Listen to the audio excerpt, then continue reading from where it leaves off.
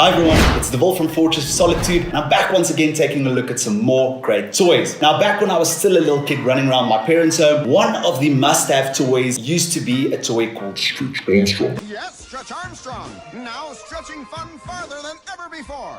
Now, Stretch Armstrong toys were figures that didn't have any articulation, but they were able to stretch out really long. And obviously as kids, we tried to stretch out these toys to their breaking point. Sometimes we were able to, and other times we weren't. But these were the toys of the day and the must-have toys that we had to have. Now, it seems that this trend of stretchy toys are back, and this time in the form of the Goo Jit figures. I've got two Goo Jit figures to take a look at. The one is the Goo Jit Iron Man. Basically, you get versions based around Marvel characters, and then the Goo Jit Bantoro. Now, Bantoro is one of the Goo Jit characters that you can get as part of the Goo Jit range. Now, I'm going to take a closer look at these figures. I'm going to give you my thoughts on them, why I think they are really great and nice toys for younger kids.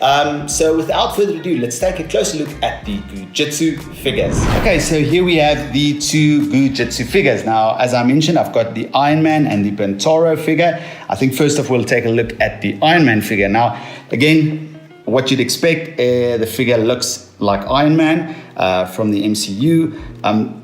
The figure also has, and this is something that I really appreciate when it comes to the Goo Jit figures, is that each one is filled with a unique consistency goo. So in the case of the Iron Man figure, I'm not sure if you'll be able to catch it on the actual camera, but the Iron Man Goo Jit figure is actually filled with a shiny kind of goo. So you've got little shiny little particles in there that actually makes it look like he is filled with some kind of technological goo, basically. So each one has their own unique, call it filling of goo, which makes them react differently. And this obviously adds to the whole collectability of the range, as you not only get a different looking figure, but also one that reacts differently. Now, the Iron Man figure can basically do what it says on the box, and it stretches out a lot, getting back into shape quickly, and is very wobbly. Now, I have to say that although the Iron Man figure is really cool looking,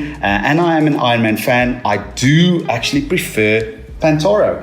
Now, Bantoro has a little feature. You can see he's got a little hole in his mouth there, so he can suck up water, and when you press his head, he squirts out water. But what I do like even more than that is the fact that he is filled with these little, call it little plastic ninja stars. So when you actually stretch him out, you can actually see these little stars moving inside of his goo body. They actually feel really good. To be honest, the tactility of these toys are amazing. I couldn't stop playing with it and just swirling around these little ninja stars on the inside. But you can see that they actually move with the goo, which makes this a really nice looking and really tactile toy. Compared to the Iron Man, which by no means isn't a fun toy to play with, but it's just this little something extra that makes the Bantoro figure my favorite of the two. Again, the figure is nice and unique. It's got a little ice blade on his one hand, and then his little claw here. Really nicely designed figure. Now, all in all, I really like both these figures, Bantoro being my favorite, but both of them are really great toys to just squeeze and just play around. And I have to say, my kids played around with them and a lot, and they just couldn't basically destroy them, even though they tried to really play rough with them.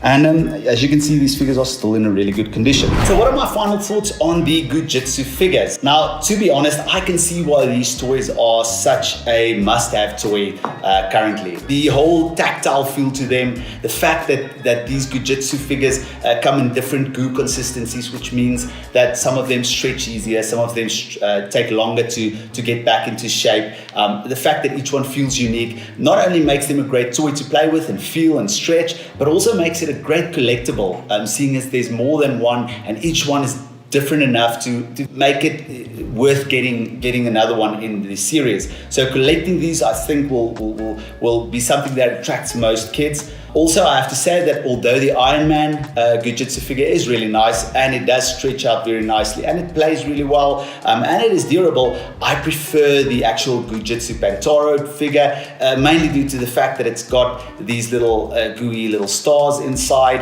that just changes up the texture a bit. If you are interested in getting one of these toys or figures, for your kid, then you might like to visit the Just Fun Toys website or one of your local retailers, as they are available there as well. Just Fun Toys gave us these figures for review, so I'd just like to thank them for giving us the opportunity. But for Fortress of Solitude, I'm Devil Low, signing off.